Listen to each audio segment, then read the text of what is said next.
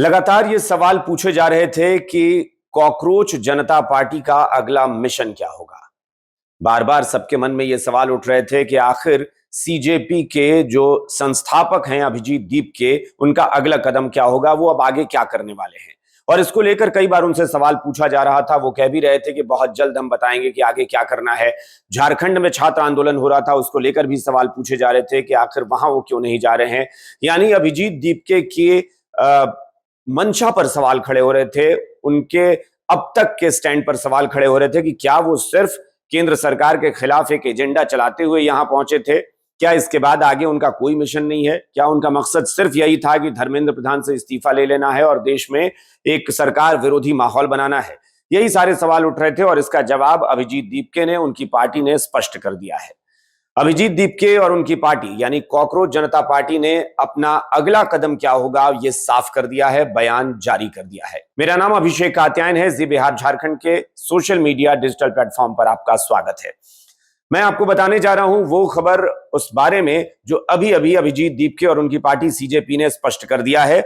उन्होंने स्पष्ट किया है कि बहुत जल्द सितंबर महीने से यानी अगले महीने से कॉकरोच जनता पार्टी एक राष्ट्रव्यापी अभियान चलाने जा रही है। इस अभियान का नाम होगा क्या बोलती पब्लिक। ये अभिजीत दीपके इसकी शुरुआत करेंगे, सीजेपी इसकी शुरुआत करने जा रही है। और उन्होंने कहा है कि दरअसल ये जो अभियान चलेगा इसमें हम जनता से बातचीत करेंगे। 5 मुद्दे होंगे जिनमें प्रमुख मुद्दा जो होगा, पहला मुद्दा जो होगा वो शिक्षा का होगा। दरअसल आज ही उन्होंने महाराष्ट्र के संभाजी नगर में यह घोषणा की है। महाराष्ट्र के संभाजी नगर में उन्होंने मीडिया के सामने यह साफ कर दिया है कि क्या बोलती पब्लिक के नाम से अभियान की शुरुआत हम सितंबर महीने में करने जा रहे हैं। शिक्षा पर खासतौर पर बात करेंगे, गांव गांव जाएंगे। ये मैं पूरी चीजें आपको बता रहा हूं कि उन्होंने क्या क्या कहा। उन्होंने कहा कि हम हर शहर में, हर गांव में जाएंगे, युवाओं से बात करेंगे। पूरा फोकस होगा कि आज की यूथ क्या चाहती है। जैसा कि हमने आपको पहले भी बताया था कई वीडियोस बना के कि ये जो आंदोलन, छात्र आंदोलन हुआ था, इसको जेनजी आंदोलन कहा जा रहा था क्योंकि इसमें युवाओं की सक्रियता थी, उनकी भागीदारी थी। तो अभिजीत कह रहे हैं कि अगर हमें देश में फ्यूचर के लिए कुछ प्लान करना है, कोई योजना बनानी है, कोई मकसद तय करना है देश का कि क्या मकसद होना चाहिए देश का, तो उसके लिए हमें युवाओं से ही बात करनी होगी क्योंकि युवा ही देश के भविष्य हैं। अभिजीत दीपके कह रहे हैं कि हम हर शहर, हर गांव में जाएंगे, युवाओं से बात करेंगे, बेरोजगारी और महंगी शिक्षा पर बात करेंगे। यानी जो शिक्षा व्यवस्था देश में है वो तो सुधार होगा ही, साथ ही साथ हम इस बात पर चर्चा करेंगे कि क्या आज की जो शिक्षा है, एजुकेशन सिस्टम है, उसमें महंगाई बहुत ज्यादा है। क्या महंगी शिक्षा देश के लिए एक बड़ी चुनौती है? इस पर वो बात करेंगे। उन्होंने कहा कि बेरोजगारी देश की एक बहुत बड़ी समस्या बन गई है और इन्हीं समस्याओं को लेकर बात करनी है। इसको एक ऐसा देशव्यापी मुद्दा बनाएंगे जिसमें हर युवा सरकार के खिलाफ आवाज उठा सके। देश में सरकार जो नीतियां बना रही है, सरकार जो पॉलिसी लेकर आ रही है, उस पर सवाल पूछने का, आवाज उठाने का हर युवा को अधिकार हो। इसको लेकर हम देशव्यापी मुद्दा बनाएंगे। इसको शिक्षा सुधारों पर काम करेंगे। शिक्षा को जिन लोगों ने मुनाफे का जरिया बना लिया है, अब अभिजीत दीपके जब ये बात कह रहे हैं कि जिन लोगों ने मुनाफे का जरिया बना लिया है, यानी प्राइवेट इंस्टीट्यूशंस, प्राइवेट संस्थान जो हैं, इंस्टीट्यूट्स हैं, उन पर भी शिकंजा कसने की वो बात कर रहे हैं कि हम इस पूरी व्यवस्था को बदलना चाहते हैं। अभिजीत दीपके चाहते हैं कि देश में जो कोचिंग संस्थान चल रहे हैं, जो यूनिवर्सिटीज चल रही हैं, जो कॉलेजेस चल रहे हैं, जो प्राइवेट हैं और वहां पर बहुत महंगी फीस ली जा रही है क्योंकि उनको मुनाफा करना है, उनको बिजनेस करना है, तो उस पर भी कैसे शिकंजा कसा जाए, इसको लेकर युवाओं से बातचीत करके एक योजना तैयार करेंगे और इसको एक देशव्यापी मुद्दा बनाएंगे ताकि शिक्षा व्यवस्था पूरी तरह से बदल दी जाए। नीट पेपर लीक को लेकर दरअसल अभिजीत दीपके पहली बार सुर्खियों में आए थे। 20 जून से 25 जुलाई तक 36 दिनों तक उन्होंने धरना दिया था और उसके बाद जाकर धर्मेंद्र प्रधान का इस्तीफा हुआ था। ये सारे लोग जानते हैं। अब एक बात और कही है उन्होंने कि सीजेपी कोई भी राजनीतिक पार्टी नहीं बनने जा रही है। अभिजीत दीपके ने यह भी साफ कर दिया है कि कोई हम चुनाव नहीं लड़ेंगे, हम कोई पॉलिटिकल पार्टी नहीं बनाएंगे। ये सिर्फ एक ऐसी पार्टी होगी जो समाज सुधार पर बात करेगी, तमाम विषयों पर बातचीत करेगी, जनता के बीच जाएगी। लेकिन चूंकि हम एक संगठन बनाकर ही जा सकते थे, इसलिए हमने इसको सीजेपी कॉकरोच जनता पार्टी नाम दिया। लेकिन पार्टी कहने का ये कतई मतलब नहीं है कि हम किसी चुनावी राजनीति का हिस्सा बनने जा रहे हैं। हमें चुनाव नहीं लड़ना है। देश के लोकतांत्रिक संस्थानों और शासन में जवाबदेही तय करने के लिए एक मजबूत पब्लिक प्रेशर बनाने के लिए हम काम कर रहे हैं। यानी एक ऐसा जन दबाव बने, एक जनता का दबाव सरकार पर बन सके, पूरे सिस्टम पर बन सके, सिर्फ यही हमारा मकसद है।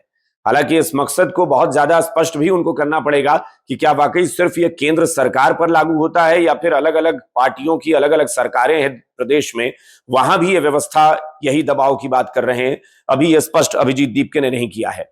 उन्होंने सिर्फ इतना कहा है कि देश में हम सबसे बातचीत करेंगे, लोकतांत्रिक संस्थान और सरकार इन दोनों की जवाबदेही तय हो, इसके लिए जनता का दबाव बनाने के तहत हम ये पूरा उसी मकसद से हमने इस पार्टी का गठन किया है। पब्लिक प्रेशर कैसे बन सके, इस पर हम काम करेंगे। और वही क्या बोलती पब्लिक को लेकर उन्होंने बताया है कि देश में स्कूल, कॉलेज, कोचिंग संस्थान की फीस जो बढ़ गई है, इसको लेकर हम काम करेंगे। इस फीस को कैसे कम करवाया जाए, सरकारी स्कूलों में कैसे सुधार हो, यह सीजेपी का मकसद है। उन्होंने ये बातें कही हैं। बेरोजगारी को एक राष्ट्रीय मुद्दा बनाएंगे और राष्ट्रीय स्तर पर इसे उठाएंगे। चुनाव आयोग, न्यायपालिका और मीडिया जैसे संस्थानों में जनता का भरोसा बहाल करने के लिए दबाव बनाना उनका मकसद है। अब वो किस तरह का दबाव बनाने की बात कर रहे हैं, वो उसका विस्तार से कभी बताएंगे। लेकिन उनका यही कहना है कि चुनाव आयोग पर भी दबाव बनना चाहिए, न्यायपालिका पर भी दबाव बनना चाहिए। अब दिक्कत यह है कि हमारे देश में संवैधानिक संस्थाओं को कहा जाता है कि उन पर कोई टिप्पणी नहीं होती, उन पर कोई दबाव नहीं। तो चलिए, चुनाव आयोग पर तो फिर भी आप कह रहे हैं कि दबाव बनाएंगे, लेकिन आपने कहा कि न्यायपालिका पर भी दबाव बनाना हमारा मकसद है और भरोसा बहाल हो सके। ये बहुत बड़ा सवाल है। और इसको लेकर अभी पिछले दिनों उनकी पार्टी के प्रवक्ता सौरभ दास हैं, इन पर भी बहुत सारे सवाल खड़े हुए थे। कई जगह उनके खिलाफ मामला दर्ज कराया गया था जब उन्होंने सुप्रीम कोर्ट पर टिप्पणी कर दी थी।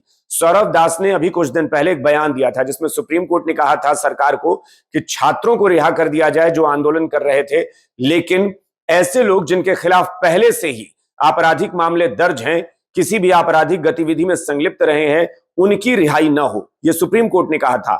लेकिन जब इस पर सौरभ दास से रिएक्शन लिया गया था तो सौरभ दास ने बड़ी अजीब टिप्पणी कर दी थी। उन्होंने कहा था कि अगर सुप्रीम कोर्ट ने यह कहा है तो हम इससे कतई सहमत नहीं है। सुप्रीम कोर्ट के इस विचार को मैं गलत मानता हूं, क्योंकि सरकार से जो हमें वादा मिला है, जो भरोसा मिला है, सरकार को उस भरोसे पर काम करना है। सुप्रीम कोर्ट क्या कह रही है, मैं इससे इत्तेफाक नहीं रखता। और इसी को लेकर उन पर सवाल भी खड़ा हुआ था कि क्या न्यायपालिका को चुनौती दे रहे हैं। लेकिन अभिजीत दीपके ने अपने बयान में यह कहा है कि न्यायपालिका पर भरोसा बहाल करने के लिए दबाव बनाना हमारा मकसद रहेगा। न्यायपालिका पर दबाव अभिजीत जी कोई नहीं बना सकता। न्यायपालिका स्वतंत्र होती है, न्यायपालिका पर ही भरोसा सबसे ज्यादा देश का है। लोकतांत्रिक व्यवस्था में सर्वोच्च जो स्थान होता है वो न्यायपालिका का होता है, चाहे वो विधायिका हो, कार्यपालिका हो या फिर लोकतंत्र का चौथा स्तंभ जिसको मीडिया कहते हैं वो हो। लेकिन इन सबसे ऊपर अगर कोई होता है, इन तीनों में भी कोई चुनौती समस्या आती है तो वो न्यायपालिका का दरवाजा खटखटाते हैं। इसलिए न्यायपालिका को दबाव बनाने में और उन पर प्रेशर बनाकर फैसला लेने में विश्वास कोई नहीं कर सकता। अभिजीत जी, आप भी ना करें तो बेहतर होगा, इस तरह का बयान आपको मुसीबत में डाल सकता है। उन्होंने कहा कि देश को एक प्रेशर ग्रुप की जरूरत है, एक ऐसा ग्रुप बनाया जाए जो सिर्फ प्रेशर बनाने का काम करे। ये प्रेशर किस तरह से बनाएंगे, क्या करेंगे, क्या वही आंदोलन, वही हिंसा, वही आगजनी, वही पथराव, इस तरीके से प्रेशर बनाएंगे या कोई और तरीका होगा, लोकतांत्रिक तरीका होगा, ये पता नहीं है। ये सारी बातें मैंने आपको बताई कि अभिजीत जी दीपके जो कह रहे हैं, इसके आधार पर उन्होंने घोषणा कर दी है कि अगला मिशन होगा उनका क्या बोलती पब्लिक, और इसके आधार पर वो काम करेंगे। क्या बोलती पब्लिक के जरिए वो लोगों के बीच जाएंगे और लोगों के बीच जाकर कैंपेन चलाकर वो जन मुद्दों को, जन सरोकार के मुद्दों को उठाएंगे और जनता से कहेंगे कि सरकार पर दबाव बनाया जाए। तो एक बात तो स्पष्ट हो गई है कि सीजेपी का अगला मिशन तय हो चुका है, अगला कैंपेन तय हो चुका है। अभिजीत दीपके के अगले एक्शन के बारे में उन्होंने खुद मीडिया में स्पष्ट कर दिया है। तो जो सवाल सब लोगों के मन में था उसका जवाब मिल गया है और मुझे लगता है कि अब इंतजार सितंबर का होगा जब एक बार फिर एक नया कैंपेन पूरे देश में सीजेपी शुरू करने जा रही है। फिलहाल इस वीडियो में इतना ही। आप हमारे वीडियो को लाइक करें और उस पर कमेंट करें। हमारे चैनल को सब्सक्राइब करें, फॉलो करें ताकि हमारा हौसला बढ़े, और वीडियो पर कमेंट करेंगे तो हमें अच्छा लगेगा ताकि हम अगला वीडियो लेकर आ सकें फिर आपके पास। नमस्कार।